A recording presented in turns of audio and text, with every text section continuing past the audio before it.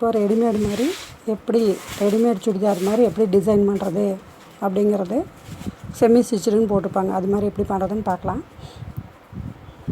Neck side shoulder இருக்குல்ல, அதை ரெண்டாக பிரிச்சுக்கோங்க. ரெண்டாக பிரித்து சென்டர் கண்டுபிடிச்சிக்கோங்க.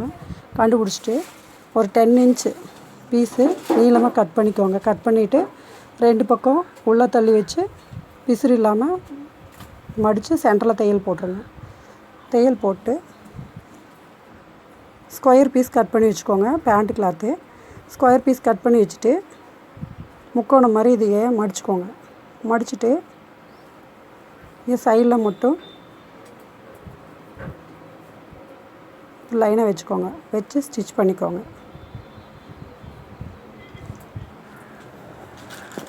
ஸோ எது மாதிரி வரும்னா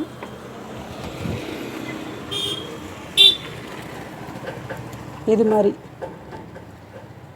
இந்த பீஸ் மாதிரி எப்படி ஸ்டிச் பண்ணுறது அப்படிங்கிறத நம்ம வீடியோவில் பார்க்கலாம். இப்படியே வச்சு தைச்சி விட்டுக்கோங்க.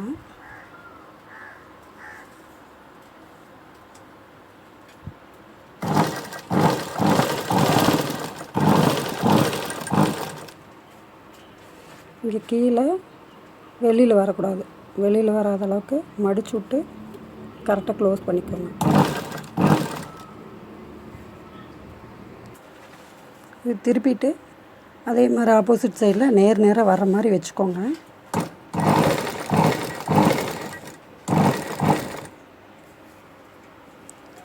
உள்ளுக்குள்ளே இது தூக்கி வச்சு வைக்கும்போது நம்மளுக்கு ஈஸியாக இருக்கும். இது மாதிரி 3 பட்டன் பண்ணி வச்சுக்கோங்க. பண்ணிவிட்டு இங்கே வச்சு ஸ்டிச் பண்ணிடுங்க. அவ்வளோதான், ரெடிமேடு மாதிரியே கிடச்சிருச்சு. இதை முடிச்சுட்டு நான் இதோட ஃபோட்டோ போடுறேன். இந்த பட்டனை எப்படி பண்ணுறதுங்கிறது ஏற்கனவே வீடியோ போட்டிருக்கேன். அதோட லிங்க்கு டிஸ்கிரிப்ஷனில் போடுறேன். மறக்காமல் பாருங்கள். தேங்க்யூ. பெரிய விஷயம் வச்சுருந்தீங்களே.